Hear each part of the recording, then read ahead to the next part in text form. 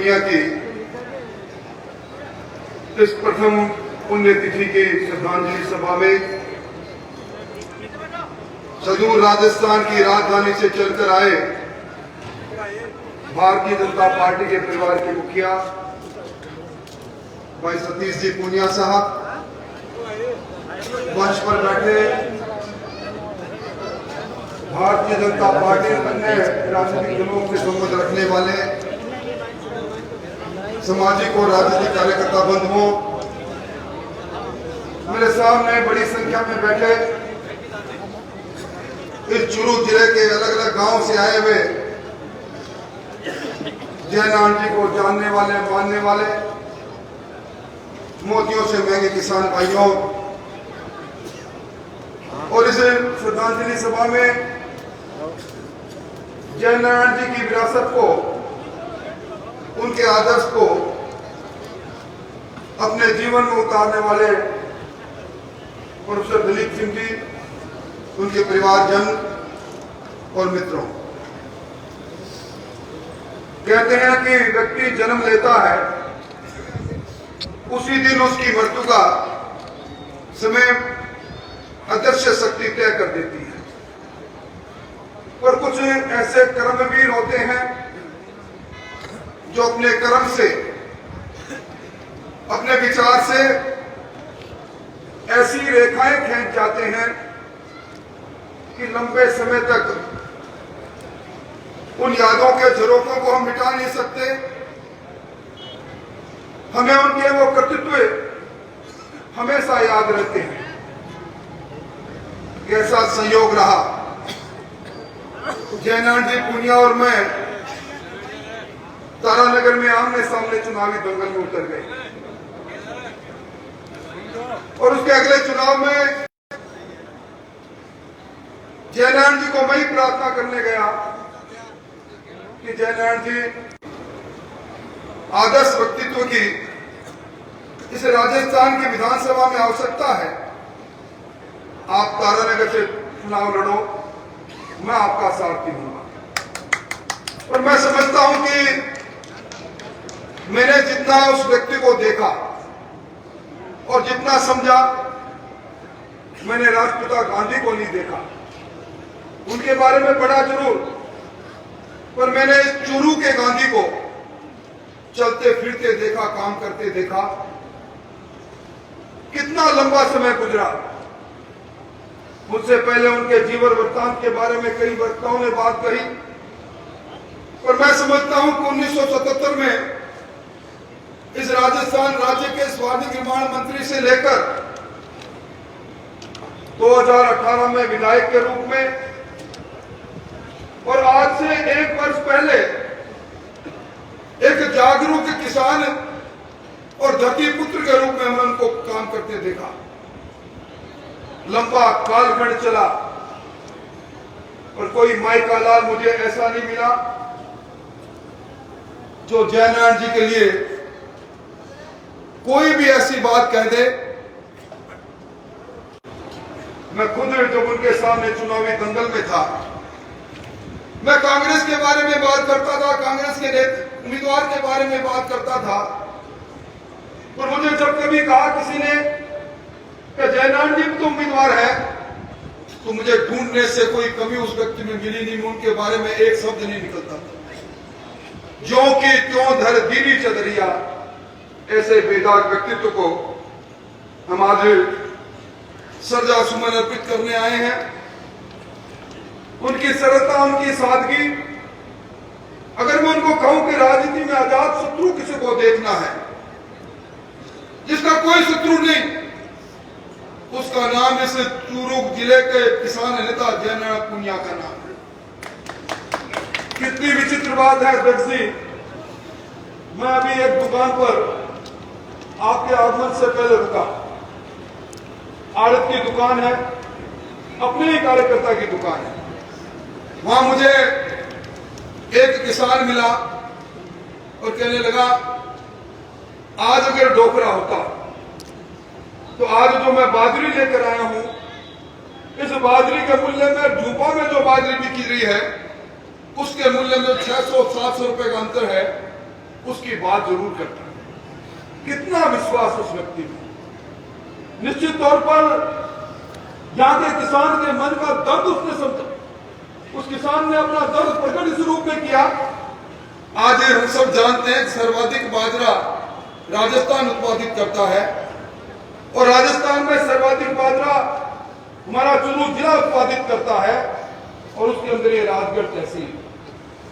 विडंबना, मैं कोई राजनीतिक भाषण नहीं कर रहा, मुझे दो बातें जयनारायण जी की याद आती हैं।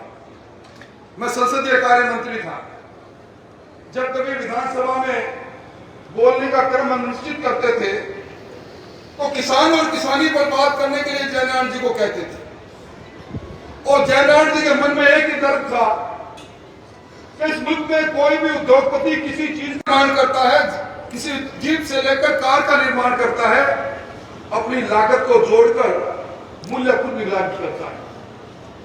यह कबीरा किसान है जिसकी फसल व्यापारी तय करता है, 1, 2, 3 की बोली लगाता है।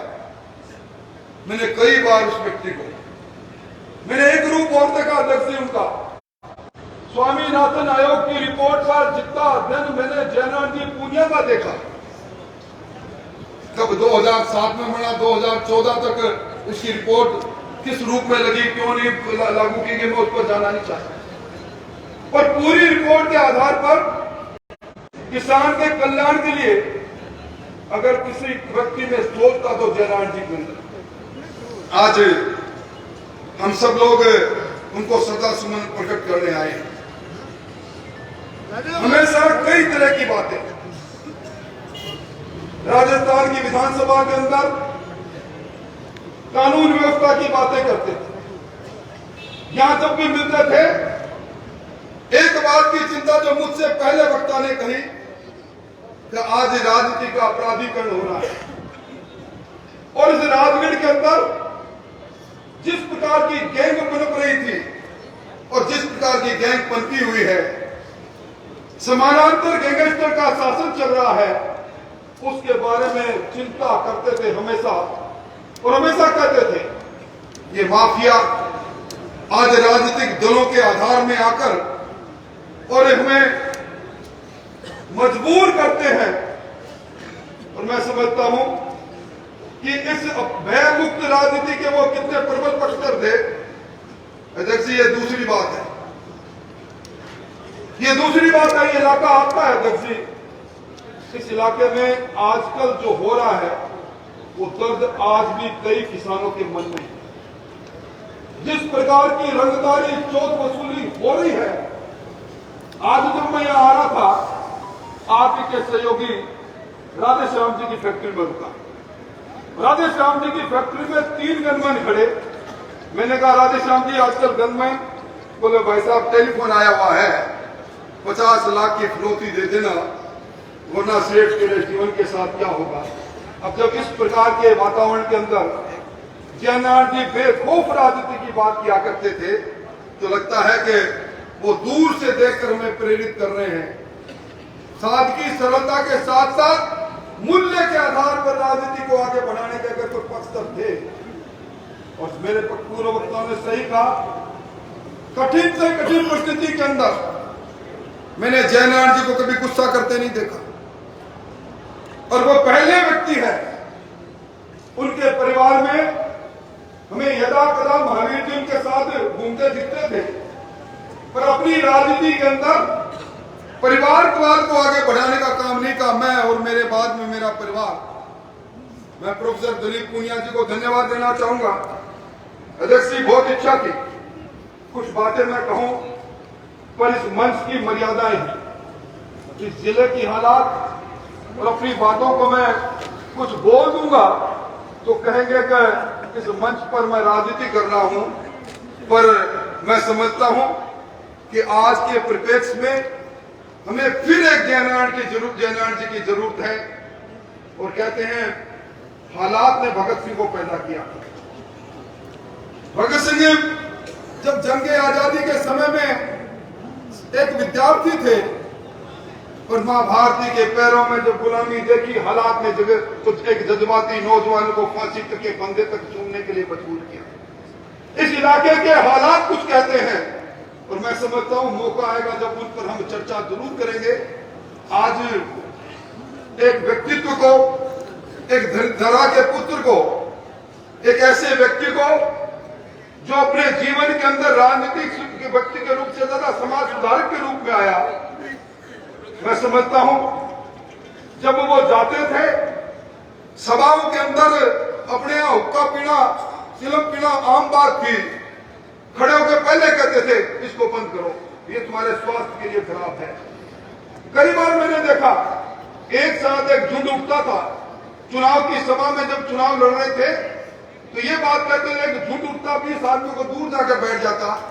मैं कहता था जयनारायण जी आज अपने कुछ मांगने आए हैं, तो कहते मांगो, मिले नहीं मिले, पर इन लोगों को चेताएगा कौन? इन लोगों की जीवन पद्धति पर एक स्वस्थ जीवन पद्धति जिए, इसके लिए कौन इनको प्रेरित करेगा अगर आप और हम नहीं बोलेंगे?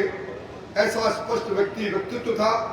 और मैं दिलीप जी, आपने इस मंच पर जयनारायण जी को श्रद्धासुमन प्रकट करने के लिए, उनको जानने वाले, मानने वाले, और मैं समझता हूं अलग अलग समय में अलग अलग भूमिका में उनके साथ काम करने वाले लोगों को उनके प्रेरणाप्रद बातें करने का मौका दिया, इसके लिए मैं धन्यवाद दूंगा। और मैं उम्मीद करता हूं कि उनके इस व्यक्तित्व को, उनके संस्कारों को जो आपने एक पिता के रूप में, पुत्र के रूप में देखा है, उनको अधिग्रहण किया है, आप सेवानिवृत्त हुए हो, हमें अच्छा लगा।